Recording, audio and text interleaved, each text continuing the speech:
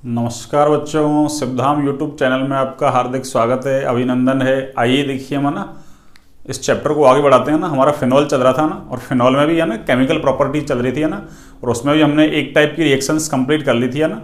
OH बंध विदलन की कारण अभिक्रिया ना, उसमें एक तो एसिडिक स्ट्रेंथ था, अम्लीय सामर्थ्य, और दूसरा एस्ट्रिफिकेशन था ना। अब दूसरे टाइप की जो रिएक्शन है ना, वो है आपकी एरोमेटिक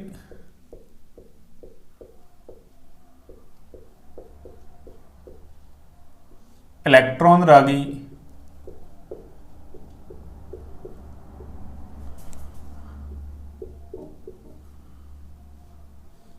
प्रतिस्थापन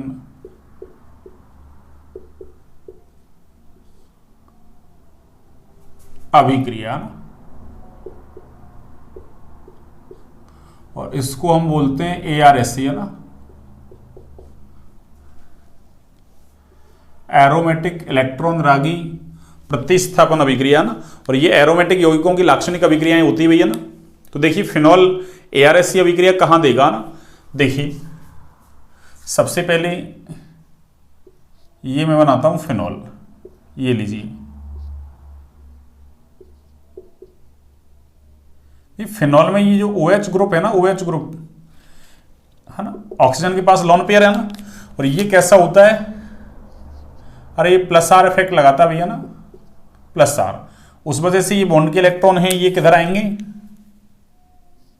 अरे ये वाले इलेक्ट्रॉन है ये आगे आएंगे ना, ये वाले। तो यहां नेगेटिव आएगा, फिर ये नेगेटिव इधर, फिर ये बॉन्ड के इलेक्ट्रॉन इधर आएंगे ना, तो यहां नेगेटिव आएगा, फिर ये इलेक्ट्रॉन इधर, और ये वाले इलेक्ट्रॉन इधर। तो यहां भी कैसा आएगा, नेगेटिव चार्ज आएगा ना। कैसा चार्ज आएगा बच्चों, नेगेटिव है ना। अब क्या होगा, कोई भी इलेक्ट्रोफाइल आएगा ना, अरे इलेक्ट्रॉन स्नेही आएगा, इलेक्ट्रॉन रागी आएगा ना। NCERT ऐसे लिखती है ना, इलेक्ट्रॉन स्नेही को इलेक्ट्रॉन रागी है ना, नाभिक स्नेही को नाभिक रागी। तो कोई भी इलेक्ट्रॉन रागी आएगा इलेक्ट्रोफाइल, तो वो कहां अटैक करेगा, या तो पैरा पे या फिर ऑर्थो पे। ये दोनों तो ऑर्थो, और ये कैसा है, पैरा। तो ये अटैक भी कौन सा है, ऑर्थो, और ये भी कौन सा है, ऑर्थो है ना। और ये वाला अटैक कौन सा है, अरे ये पैरा ना। अगर यहां अटैक होगा तो ये पैरा है ना, ये लीजिए, ये क्या है, पैरा। तो क्या कहेंगे अपन कि फिनॉल में OH समूह के प्लस आर प्रभाव की वजह से है ना, ये कैसा होता है, ऑर्थो और पैरा निर्देशी। अर्थात जो आक्रमणकारी इलेक्ट्रॉन स्नेही है उसको कहां भेजेगा, या तो ऑर्थो पे अटैक करने के लिए या फिर पैरा पे अटैक करने के लिए ना। तो क्या लिखेंगे अपन, फिनॉल में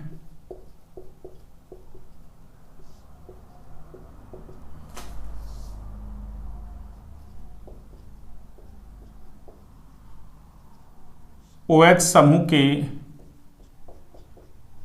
प्लस आर प्रभाव के कारण यह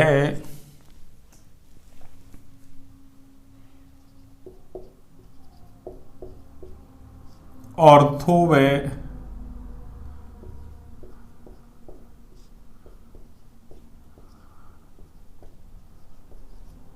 पैरा निर्देशी होता है। ऑर्थो व पैरा निर्देशी होता है, अर्थात आक्रमणकारी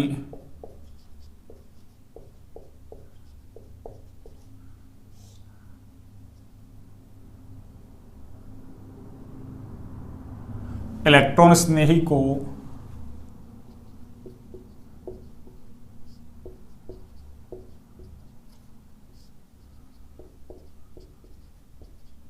यह ऑर्थो व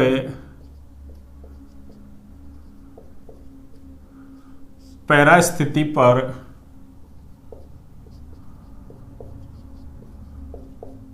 आक्रमण करने के लिए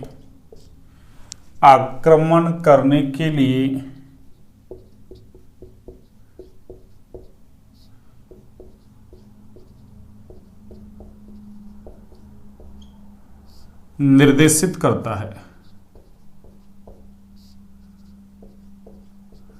ऑर्थो व पैरा स्थिति पर आक्रमण करने के लिए क्या करता है, निर्देशित है ना। अब देखिए इसका सबसे पहले एग्जांपल लेते हैं ना, एआरएससी की उदाहरण है ना। अपनी हेडिंग क्या होगी, एआरएससी के उदाहरण।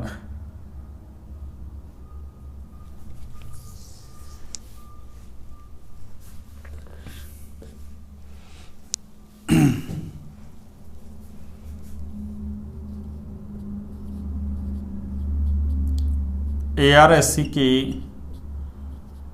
उदाहरण देखिए, एआरएससी की उदाहरण क्या है। देखो सबसे पहला उदाहरण देखिए आप, सबसे पहला जो उदाहरण है वो है आपका नाइट्रीकरण है ना।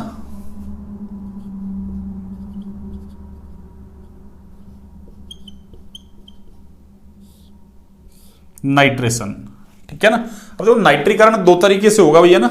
नाइट्रीकरण कितने तरीके से, दो तरीके से है ना। देखिए एक तो फिनॉल का नाइट्रीकरण करवाएं अपन, ये फिनॉल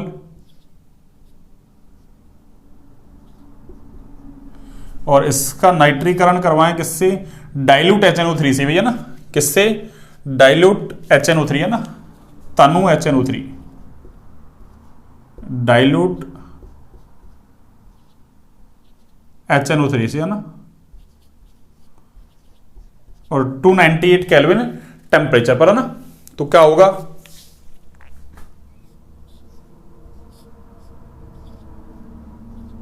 ये OH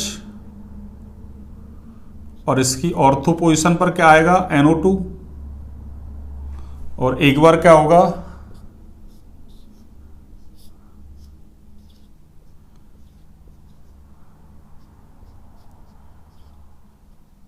इसकी पैरा पोजीशन पर क्या आएगा, NO2 है ना। इसका नाम तो है ऑर्थो नाइट्रोफिनॉल, ऑर्थो नाइट्रोफिनॉल।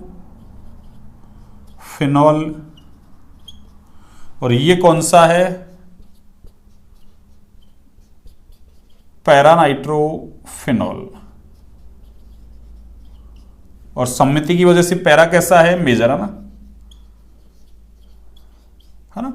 वैसे बड़े लेवल पर पढ़ोगे तो ऑर्थो मेजर है भैया ना। यहां अपन को पता है इंट्रामोलिकुलर हाइड्रोजन बॉन्डिंग हो जाती है भैया ना। अरे एक ही अणु के अंदर हाइड्रोजन बॉन्डिंग है ना, अंत आणविक हाइड्रोजन बंद है, इस वजह से ये कैसा है, मेजर होना चाहिए था ना। पर अभी आपके लेवल पे तो है ना, पैरा कोई क्या मानना है आपको, मेजर है ना, ठीक है। अब देखिए आगे, अगर इसका ना नाइट्रीकरण किससे करवाया जाए, कंसंट्रेट HNO3 से करवाया जाए ना।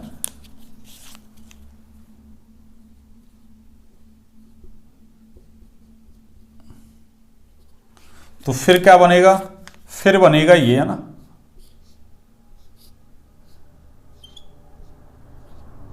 OH NO2, ये NO2 और ये NO2 है ना। और इसका नाम है देखो ना, अरे ये 2, देखो ये तो 1, ये 2, ये 3, 4, 5 और 6 है ना। तो इसका नाम है ना 2, 4, 6 try nitrophenol,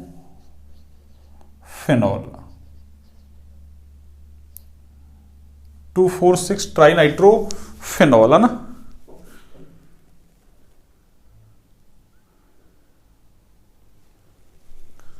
to 4, 6 try nitrophenol, ये बनेगा ना फिनॉल। या इसी को ही हम बोलते हैं पिक्रिक एसिड है ना। कौन सा एसिड,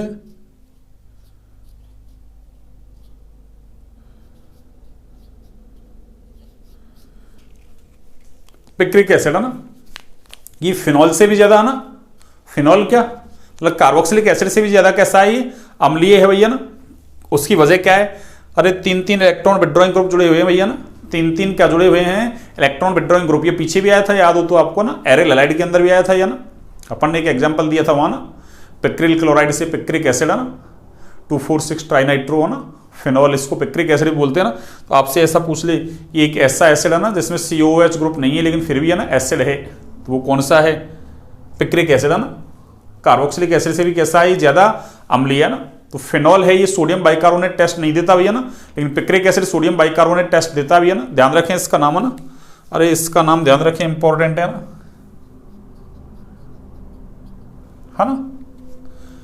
तो चाहे तो अपन लिख सकते हैं यहां से, देखो है ना, पिक्रिक एसिड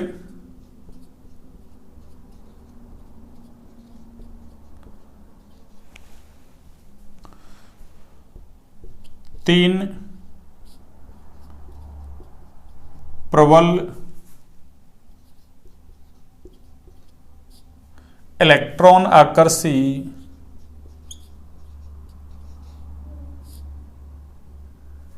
समूहों की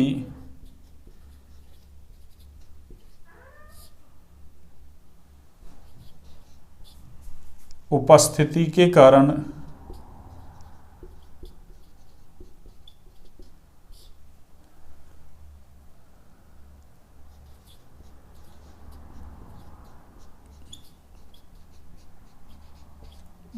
कार्बोक्सिलिक अम्ल से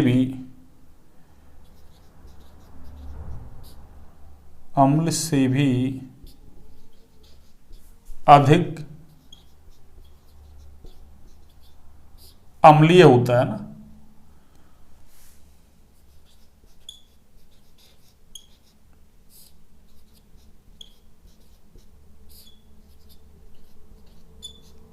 से भी अधिक अम्लीय होता है ना। और ये सोडियम बाइकार्बोनेट टेस्ट भी देता भी है ना, सोडियम बाइकार्बोनेट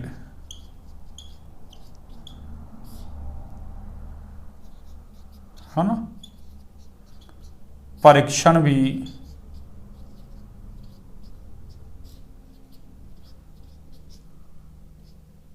देता है ना। ये सोडियम बाइकार्बोनेट टेस्ट भी देता भी है ना। कौन सा टेस्ट? Sodium bicarbonate test. कौन? पिक्रिक एसिड है ना। और एक ही कार्बोक्सिलिक एसिड से भी ज्यादा अम्लीय है, उसका कारण मैंने बता दिया ना, तीन प्रबल इलेक्ट्रॉन आकर्षी समूहों की उपस्थिति के कारण है ना। NO2 ग्रुप कैसा है? इलेक्ट्रॉन आकर्षी समूह ना। अब यहां देखो, एक तो ऑर्थो नाइट्रोफिनॉल है, एक पैरा नाइट्रोफिनॉल है ना। ऑर्थो और पैरा दोनों में से है ना, और ना मतलब ऑर्थो नाइट्रोफिनॉल और पैरा नाइट्रोफिनॉल दोनों को है ना हम एक भाप आसवन विधि है उसके द्वारा सेपरेट कर सकते हैं भैया ना। उसके द्वारा क्या कर सकते हैं? सेपरेट कर सकते हैं ना। इसमें से ऑर्थो वाला है ज्यादा वाष्पशील है, पैरा वाला कैसा है? कम वाष्पशील। उसका कारण क्या है? ऑर्थो वाले में इंट्रामोलिकुलर हाइड्रोजन बॉन्डिंग है, जबकि वहां इंटरमोलिकुलर हाइड्रोजन बॉन्डिंग है भैया ना।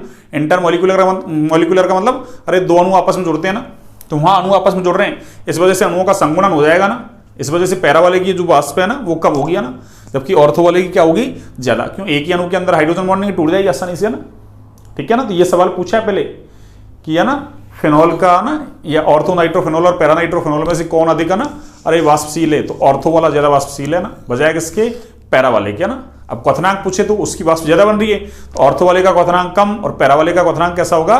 ज्यादा। तो एक बार आप इसको नोट डाउन कीजिए, फिर मैं इस बात को लिखता हूं ना। एक बार आप इसको नोट डाउन कीजिए ना, फिर मैं आगे की बातें लिखता हूं भैया ना।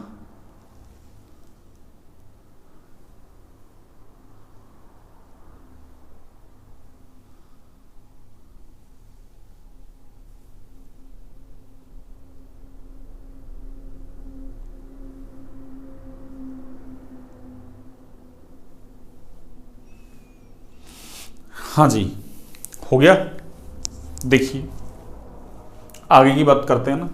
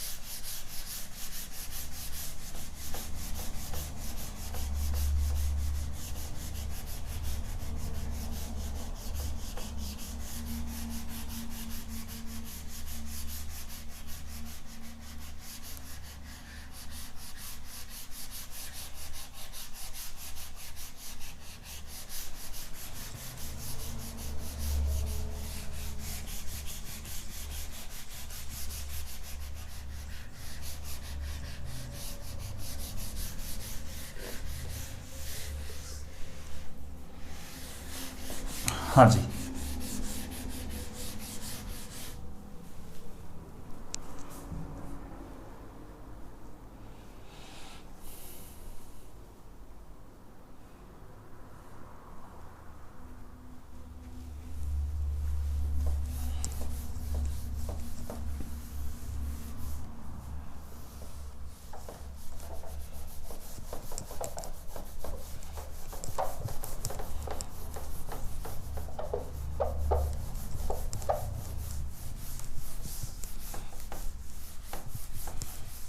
हाँ जी, देखिए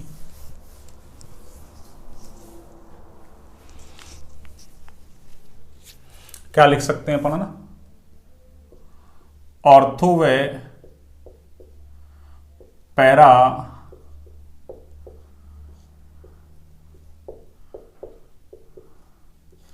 नाइट्रोफिनॉल को भाप या इसी को बोल सकते हैं वाष्प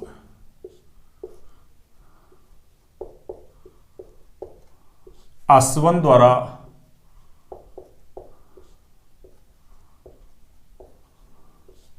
पृथक किया जा सकता है ना।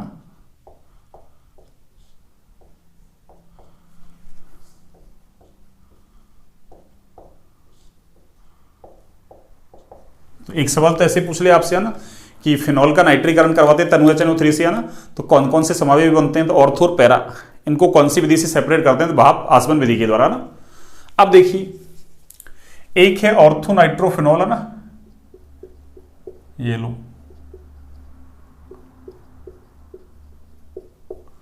एक कौन सा है पैरानाइट्रोफिनॉल,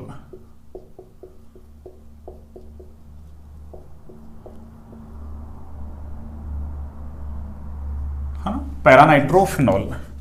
देखिए इसमें, है ना, इंट्रामोलिक्यूलर, है ना, इंट्रा मॉलिक्यूलर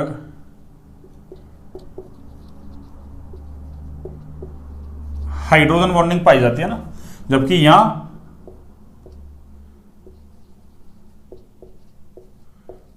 इंटरमोलिक्यूलर, इंटर का मतलब दो के बीच, है ना,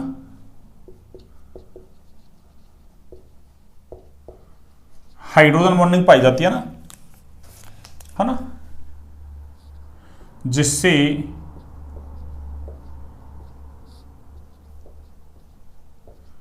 इनके अणुओं का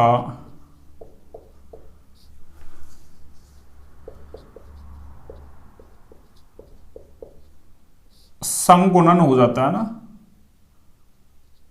संगुणन का मतलब एक दूसरे से जुड़ जाते हैं ना, हो जाता है, अतः यह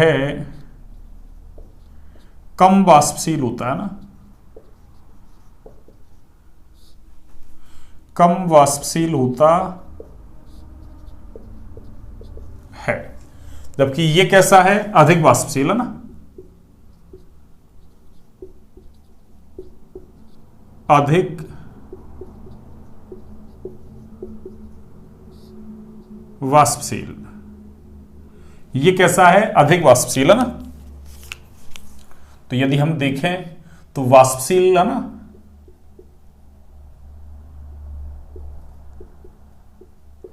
वॉलेटिलिटी, है ना, वाष्पशीलता किसकी ज्यादा है, ऑर्थो वाले की ज्यादा, है ना। और अगर क्वथनांक देखें तो, है ना, बॉइलिंग पॉइंट, आपसे वाष्पशीलता नहीं पूछे ना, कि कौन ज्यादा वाष्पशील है वो नहीं पूछे ना, ऐसे पूछ ले किसका क्वथनांक ज्यादा है, तो इसकी वाष्प ज्यादा बनेगी, तो इसका वाष्प दाब जल्दी क्या होगा, अरे वायुमंडलीय दाब के बराबर हो जाएगा, तो इसका क्वथनांक कैसा होगा, कम, उसका कैसा होगा, ज्यादा। तो क्वथनांक उल्टा, वाष्पशीलता ऐसे, है ना, दोनों को याद रख लो ना। तो ये हो गया आपका नाइट्रीकरण, है ना, ये क्या हो गया, नाइट्रीकरण।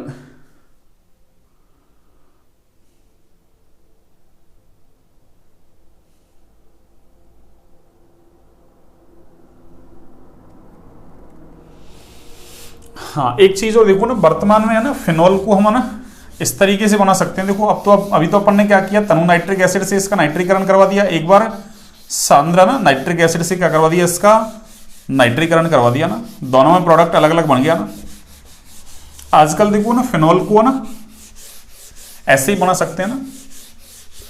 देखिए मैं अभी बताता हूं आपको ना। पहले क्या करवा दो आप, कंसंट्रेट H2SO4 के साथ अभिक्रिया करवा दो ना, यानी एक तरीके से सल्फोनीकरण करवा दो पहले है ना, फिर नाइट्रीकरण है ना। तो देखिए मैं लिखता हूं अभी, देखिए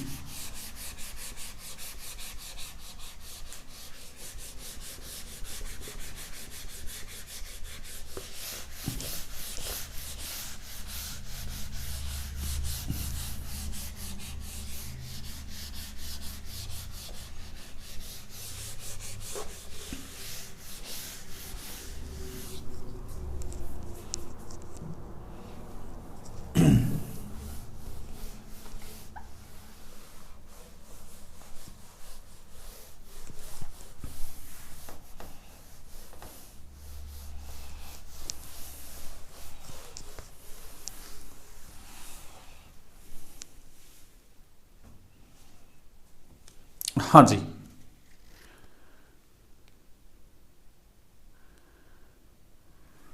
है ना। वर्तमान में है ना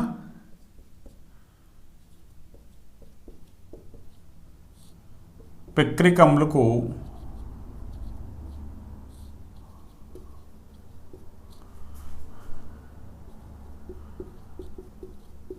निम्न प्रकार है ना बना सकते हैं ना।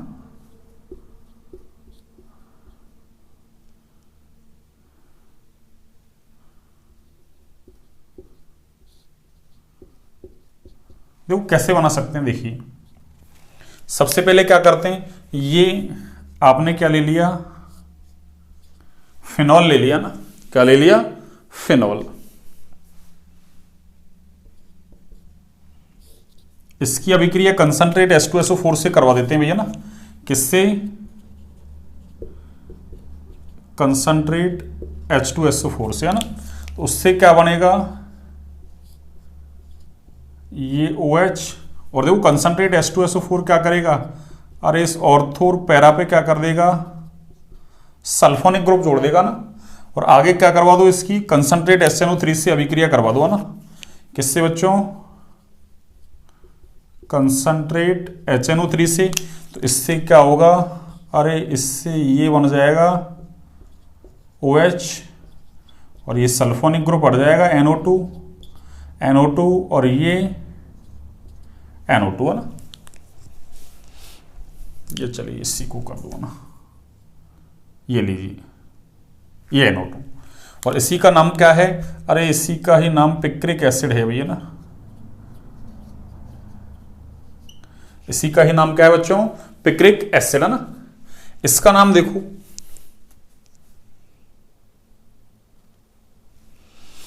देखिए इसका नाम है ना, ये 1, ये 2, ये 3, ये 4 है ना। तो क्या लिखेंगे, 2 4 है ना।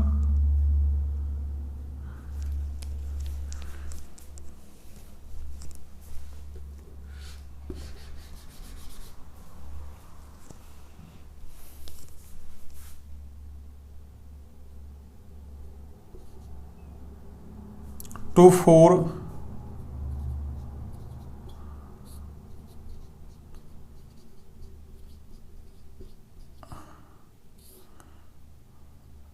डाइसल्फोनिक फिनॉल, 2,4 डाइसल्फोनिक फिनॉल। और ये क्या है, ये फिनॉल है ना, ये क्या है, फिनॉल। या एक सेकेंड, फिनॉल, इसका नाम फिनॉल 2,4 डाइसल्फोनिक अम्ल ना, इसका नाम है फिनॉल, है ना। ये तो फिनॉल और ये 2,4 डाइसल्फोनिक अम्ल ना, ये लो। तो इस तरीके से भी हम पिक्रिक एसिड को बना सकते हैं भैया ना। अरे इस तरीके से भी हम पिक्रिक एसिड को बना सकते हैं भैया ना।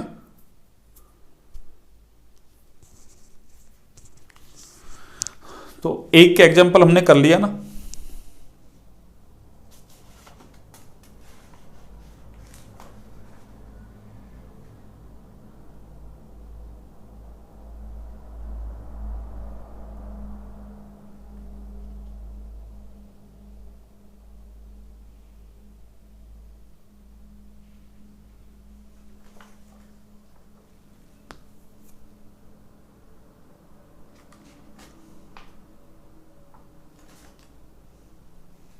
हाँ जी, हो गया।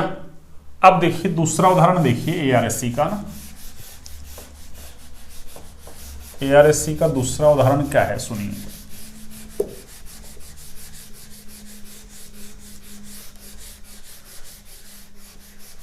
दूसरा है हेलोजनीकरण, उसमें हम पढ़ रहे हैं ब्रोमीनीकरण, है ना। जैसे एनिलीन का भी ब्रोमीनीकरण पढ़ा था अपन ने, एनिलीन का नाइट्रीकरण भी पढ़ा था ना, याद हो तो आपको।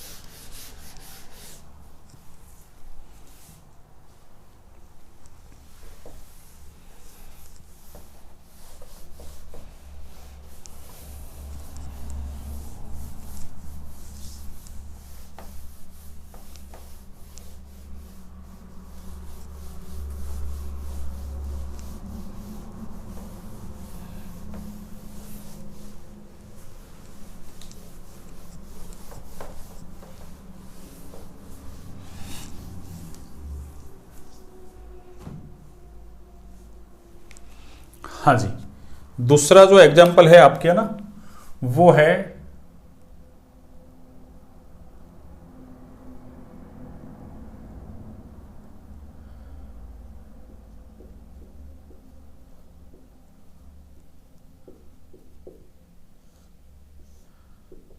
ये लीजिए ब्रोमीनीकरण, है ना। जैसे नाइट्रीकरण दो तरीके से पढ़ा ना, ऐसे ब्रोमीनीकरण भी दो तरीके से पढ़ रहे हैं अपन, है ना। एक तो देखिए आप फिनॉल और इसका ब्रोमीनीकरण करवा दो ना, एक ये लो फिनॉल और इसका ब्रोमीनीकरण करवा दो ना। एक तो इधर तो ना ब्रोमीनीकरण करवा रहे हैं अपन, है ना। ये लो ब्रोमीन से अभिक्रिया करवाता हूं ना पहले, ये चलो ना ऐसे लिख दूं मैं ना, ब्रोमीनीकरण ये लो ना, ये ब्रोमीन है ना से अभिक्रिया करवा रहे हैं ना, in the presence of carbon disulphide, है ना। जैसे CO2 को कार्बन डाइऑक्साइड बोलते हैं ना, ऐसे सल्फर आ गया तो कार्बन डाइसल्फाइड की प्रेजेंस में, है ना। और लो टेम्परेचर है ना 273 केल्विन, है ना, या कह दो 0 डिग्री सेल्सियस टेम्परेचर लेते हैं ना। तो फिर यहां दो प्रोडक्ट बनते हैं भैया ना, कितने, दो कौन से हैं देखो, OH, एक बार Br यहां जुड़ेगा, और दूसरा है ये OH और ये Br। और अगर हम क्या करते हैं, ब्रोमीन जल से करवाते हैं भैया ना, ये लो ब्रोमीन प्लस जल, है ना, या आपको ऐसा लिख दे, एक ही बात है ना, Br2 एक्वस, है ना। एक्वस का मतलब है ना, अरे ब्रोमीन जल ही है ना, तो फिर क्या होगा, इससे बनेगा आपके OH, ये Br, ये Br और ये Br, है ना। और इसका नाम क्या है देखो, वही 1 2 3 4 5 और ये 6, ठीक है ना। तो इसका नाम वही 2 4 6 ट्राई नाइट्रो की जगह ट्राई ब्रोमो हो गया भैया ना, और आगे फिनॉल। और इसका नाम क्या है, इसका नाम है ऑर्थो ब्रोमोफिनॉल, और इसका नाम है पैरा ब्रोमोफिनॉल। बनफूर को पैरा बोलते हैं ना, बंटू को ऑर्थो ना। और ये मेजर है इसके अंदर, और ये कैसा है, ऑर्थो वाला माइनर, ये लो, ठीक है ना।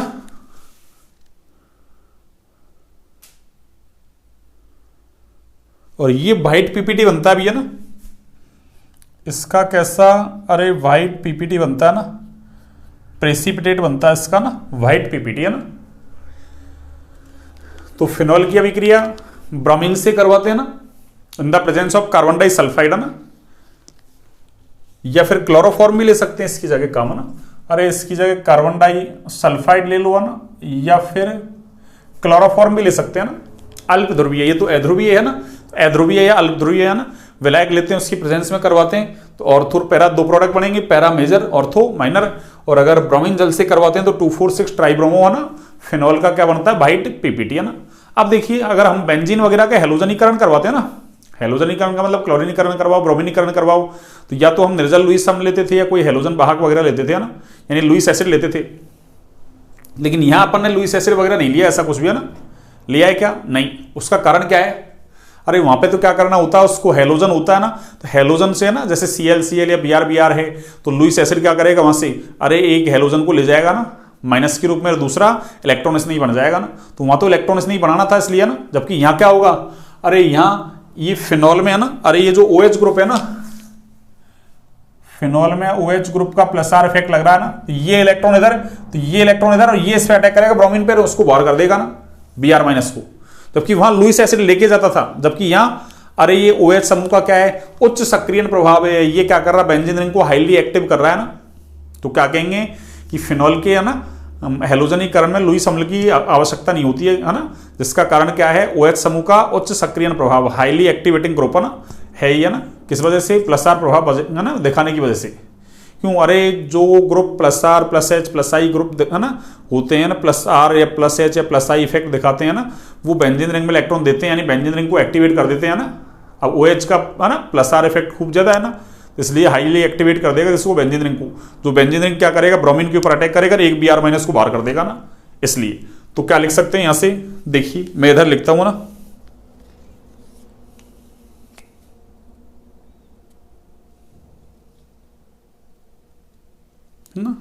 यानी यूं कह सकते हैं ना, फिनॉल की अभिक्रिया में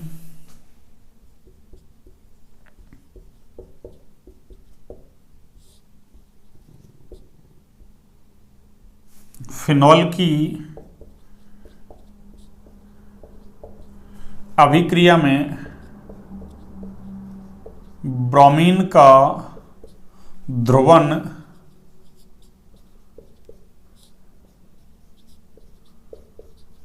लुईस अम्ल की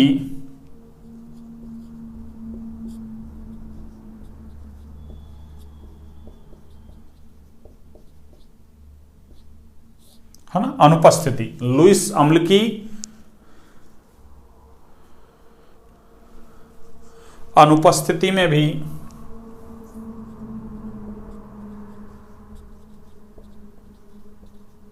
संभव होता है।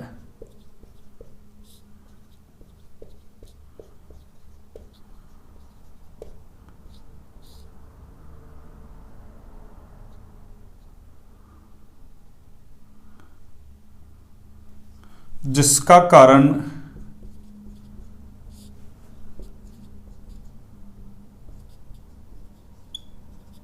OH समूह का उच्च सक्रियण प्रभाव है ना, उच्च सक्रियण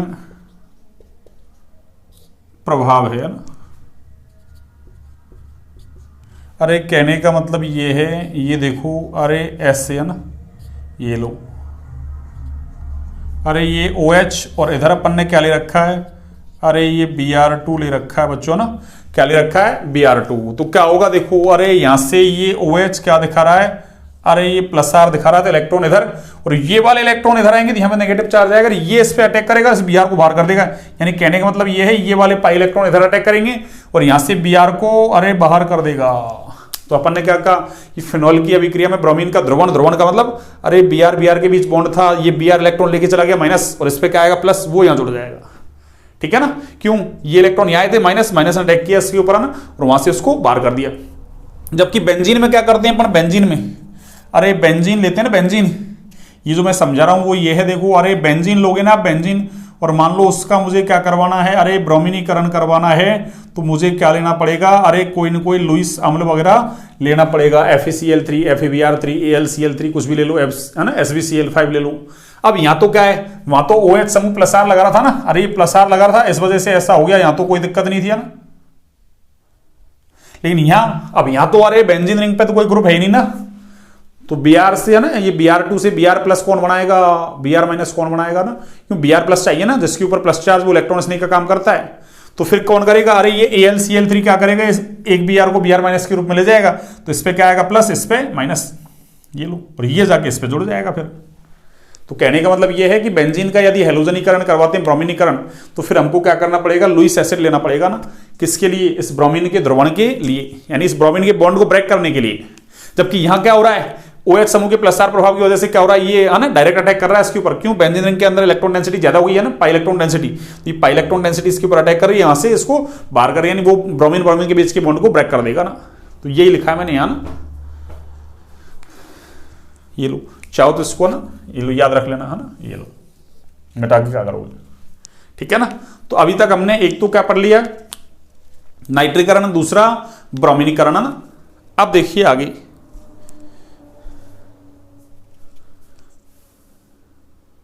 एक बार आप इसको नोट डाउन करो ना, फिर अगली अभिक्रिया लिखते हैं अपन, है ना। तो ये ARSC के 2 एग्जाम्पल हो गए अपने, ना।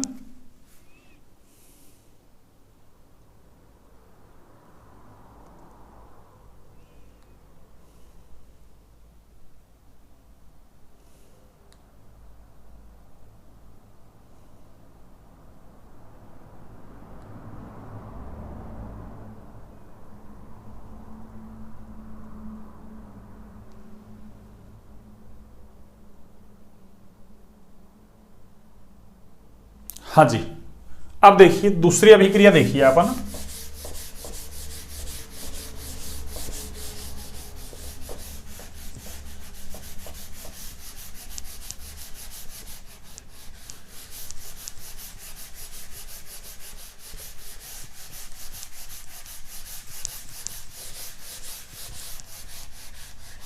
अगली अभिक्रिया है अपनी कॉल्वे अभिक्रिया।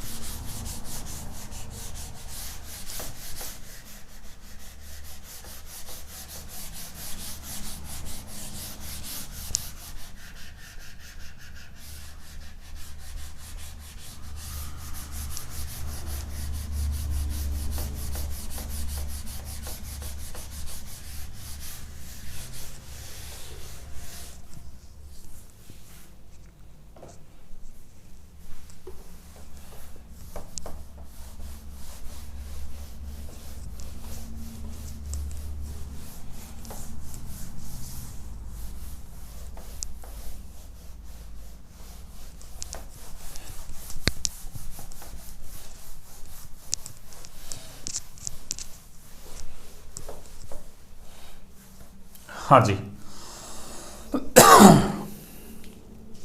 सेकंड अभिक्रिया है आपके ना, ARSC के 2 एग्जांपल हो गया ना, कॉल्वे अभिक्रिया।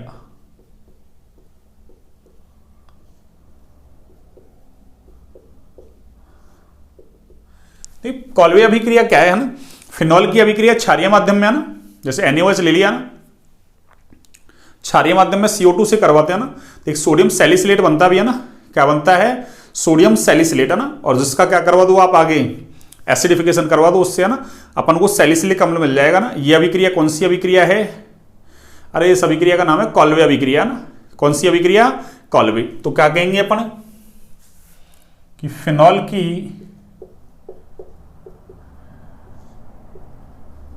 अभिक्रिया ना, फिनॉल की अभिक्रिया क्षारीय माध्यम, है ना, क्षारीय माध्यम में, अब क्षारीय माध्यम का मतलब NaOH ले लो ना, ये लो, है ना। तो क्षारीय माध्यम में CO2 से, है ना, या कराने पर लिख दो या करा ना, चलो, है ना, CO2 से कराकर प्राप्त उत्पाद का अम्लीकरण कराने पर, है ना, या अम्लन NCERT की लैंग्वेज में ना, अम्लन कराने पर, है ना, सैलिसिलिक अम्ल बनता है, ना, कराने पर सैलिसिलिक अम्ल बनता है। ये लो, देखिए ये फिनॉल, इसकी अभिक्रिया किससे करवा दी, मान लो मैंने NaOH से करवा दिया ना, तो इससे क्या बनेगा, अरे इससे बनेगा O माइनस Na प्लस, और आगे इसकी अभिक्रिया करवा दो CO2 से, है ना।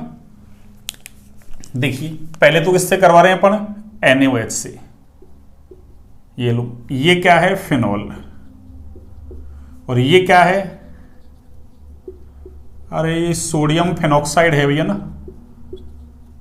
ये लो, इसकी अभिक्रिया किससे करवा दो आप, अरे CO2 से करवा दो, ये लो ना, ठीक है ना। ये लो फर्स्ट CO2 से, और उसके बाद क्या कर दो, अरे इसका एसिडिफिकेशन करवा दो ना, आपके डायरेक्ट दे रखी है ऐसे, है ना। ये लो, और इससे क्या बन जाएगा अपने, अरे इससे ये OH, और ये क्या बनेगा बच्चों, COOH, है ना। अब ध्यान रखना, या तो ऐसे याद रख लो, बेंजोइक एसिड की ऑर्थो पोजीशन पर OH है ना, जैसे सैलिसिलैल्डिहाइड याद रखा था अपन ने ना, सैलिसैल्डिहाइड या सैलिसिलैल्डिहाइड, है ना, ऐसे इसको याद रख लो, वही OH की, है ना, ऑर्थो पोजीशन पर क्या आ गया, COOH ग्रुप, है ना। इसका नाम है सैलिसिलिक अम्ल। कौन सा अम्ल, सैलिसिलिक अम्ल। ये लीजिए, सैलिसिलिक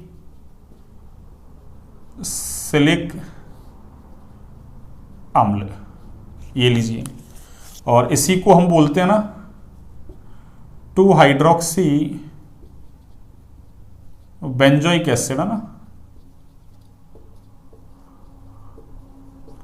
2 हाइड्रोक्सी बेंजोइक एसिड। तो क्या कहा मैंने, फिनॉल की अभिक्रिया क्षारीय माध्यम में CO2 से करवाते हैं ना, तो जो भी उत्पाद बनेगा उसका क्या करवा दो, अरे एसिडिफिकेशन करवा दो, अम्लन करवा दो, है ना। तो उससे हमको क्या मिलेगा, सैलिसिलिक अम्ल। ये अभिक्रिया कौन सी अभिक्रिया है, अरे कॉल्वे अभिक्रिया भैया ना। कौन सी अभिक्रिया, कॉल्वे। अब आप चाहो तो देखो ऐसे कर सकते हो, देखो यहां से यहां तक तो कोई दिक्कत नहीं है ना। ये बन गया, ये लो, अरे ये बन गया ना। जिसको कंप्लीट याद रखनी है वो ऐसे रख सकता है, देखो O और ये Na है ना, O माइनस Na प्लस, और देखो अरे ये CO2 ऐसा है भैया ना। ये लो, क्या होगा, अरे ये नेगेटिव चार्ज इधर, और ये बॉन्ड के इलेक्ट्रॉन इधर आएंगे भैया ना, यहाँ। तो यहाँ क्या आएगा, नेगेटिव, तो ये इस पे अटैक करेगा, और ये बॉन्ड के इलेक्ट्रॉन इधर जाएंगे भैया ना। तो इससे बनेगा क्या, देखो, अरे इससे ये बनेगा, ये डबल बॉन्ड O, है ना, ये पाई पाई, ठीक है ना। नेगेटिव ने इस पे अटैक किया तो C, और ये डबल बॉन्ड तो O तो ऐसे कैसे है ना, और ये बॉन्ड के इलेक्ट्रॉन गए तो इस पे माइनस, तो ये काउंटर आए ना आके इस पे जुड़ जाएगा ना, तो O माइनस, और ये Na प्लस, और फिर क्या होगा, अरे देखो यहाँ एक H जुड़ा हुआ भी है ना, अरे बेंजीन रिंग में ना C6H6, प्रत्येक कार्बन पर एक एक H जुड़ा हुआ है ना, तो अभी भी यहाँ एक H है, और ये एक H क्या करेगा, अरे ये इधर और ये इधर, ठीक है ना। तो यहां से होगा क्या, देखो ऐसे हो जाएगा, देखो वापस से, अरे ये पाई पाई, ये H ने बॉन्ड के इलेक्ट्रॉन यहां दिए, ये लो हो गया। और देखिए ये बॉन्ड के इलेक्ट्रॉन इधर आ गए, तो O पे क्या आएगा, माइनस, O पे क्या आएगा, माइनस, और उससे यार ये H प्लस फ्री हो गया ना, बॉन्ड के इलेक्ट्रॉन इधर दे दिए, तो वो O माइनस पे H प्लस जुड़ेगा तो OH बन गया। और इधर क्या है, अरे इधर CO O माइनस, और ये Na प्लस है बच्चों। अरे ये देखो क्या हुआ, अरे सैलिसिलिक एसिड से एक H प्लस निकल गया, ऊपर माइनस, और काउंटर आयन सोडियम जुड़ गया ना। तो अपन ने अरे अब तक ऐसे सीखा, फॉर्मिक से फॉर्मेट, एसिटिक से एसिटेट, H प्लस निकलता है तो ना संयुग्मी क्षार जो बनता है ना, कार्बोक्सिलिक से कार्बोक्सिलेट, ठीक है ना। तो अगर मैं ना क्या ले लूं, यहां से सैलिसिलिक एसिड ले लूं तो उससे सैलिसिलेट आयन बन जाएगा ना। तो ये सैलिसिलेट और सोडियम जुड़ा हुआ है, तो नाम क्या हो जाएगा इसका, अरे इसका नाम बच्चों सोडियम अरे सोडियम और ये सैलिसिलेट, ये लो। अगर जिसको कंप्लीट याद रखना वो ऐसे याद रख सकता है ना। और आगे क्या करवा दो इसका, अरे आगे तो इसका एसिडिफिकेशन करवा दो, ये लो, अम्लीकरण करवा दो। तो ये OH और वापस से जो है ना सोडियम सैलिसिलेट बना है, H+ ले लेगा और क्या बन जाएगा ये, अरे ये ही बन जाएगा। तो आप चाहें तो ऐसे याद रख सकते हैं इसको ना। अरे कंप्लीट याद रखना चाहें तो आप ऐसे याद रख सकते हैं। कैसे कैसे बना ये, ऐसे बना ना। कंप्लीट याद रखना चाहें तो ऐसे याद रख सकते हैं आप ना। तो ये होगी कॉल्वे अभिक्रिया ना। कौन सी अभिक्रिया बच्चों, कॉल्वे, ठीक है ना। तो एक बार आप इसको नोट डाउन कीजिए ना।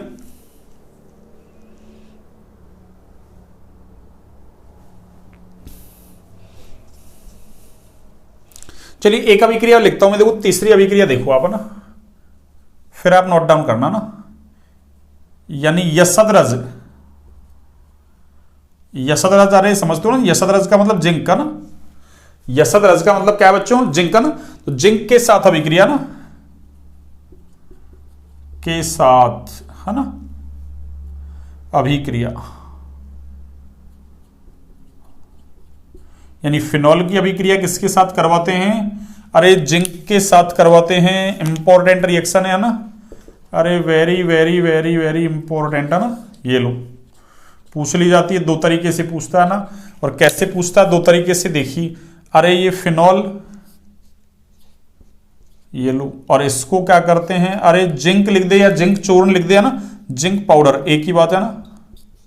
और इसके साथ क्या करते हैं, इसको हीट करते हैं भैया ना, अरे गर्म करते हैं। फिनॉल को जिंक चूर्ण के साथ क्या करते हैं, अरे गर्म करते हैं। तो बच्चों यहां से बनेगा क्या, अरे ये बनेगा बेंजीन, और ये ZnO, और इसका नाम क्या है, अरे बेंजीन। तो क्या हुआ कि फिनॉल को जिंक चूर्ण के साथ गर्म करते हैं तो बेंजीन बनता है। तो आपसे एक तो ऐसे पूछ लेगा कि फिनॉल को जिंक चूर्ण के साथ गर्म करते हैं, क्या बनता है, बेंजीन बनता है ना। एक, आप फिनॉल को बेंजीन में कैसे परिवर्तित करोगे, रासायनिक समीकरण दीजिए, ये रासायनिक समीकरण लिखिए। तो आपको ये पूरी अभिक्रिया लिखनी है ना। दो तरीके से सवाल पूछ लेगा ना। तो हमने 3 अभिक्रियाएं पढ़ लिया ना। अब 2 अभिक्रियाएं हैं, छोटी छोटी सी है ना, उनको कल देख लेते हैं ना। उनको ऐसा करते हैं बच्चों ना, उनको कल देखते हैं ना, थोड़ा समय लग जाएगा ना। अब थोड़ा सा क्लास का थोड़ा सा ना हल्का सा छोटी लिया करेंगे भैया ना। थोड़ा सा क्या फर्स्ट ग्रेड वगैरह क्या ना प्रिपरेशन चल रही है, उस वजह से है ना, ठीक है ना। आपका भी काम नहीं अटके, मेरा भी काम नहीं अटके, दोनों का काम चलता रहे ना, ठीक है ना। चलिए तो आज की क्लास को यहीं तक रखते हैं बच्चों ना। क्लास अच्छी लगे तो क्लास को लाइक सब्सक्राइब शेयर करें भैया ना, ज्यादा से ज्यादा शेयर करें ना। अरे मैं अपना अमूल्य समय निकाल कर भी आपके लिए समय दे रहा हूं ना। हाँ, ये बहुत बड़ी बात है ना। हाँ, अब इतना तो आप कर ही सकते हैं ना। अरे लाइक सब्सक्राइब शेयर वगैरह तो कर ही सकते हैं आप ना। आपके लिए इतना ना समय निकाला जा रहा है ना, इंपॉर्टेंट समय में से भी है ना। हाँ, गोल्डन टाइम उसमें से भी टाइम निकाल रहा हूँ आपके लिए ना, ठीक है। चलिए तो आज की क्लास को यहीं तक रखते हैं बच्चों ना। कल वैसे फिनॉल लगभग हो ही गया, 2 अभिक्रियाएं छोटी छोटी सी है ना, 10 मिनट मात्रा ना, इतने लगेंगे ना। कल ईथर को स्टार्ट कर देंगे अपना ना, और ईथर में 2 क्लास लगेंगी, मैंने कहा था ना, ठीक है। चलिए।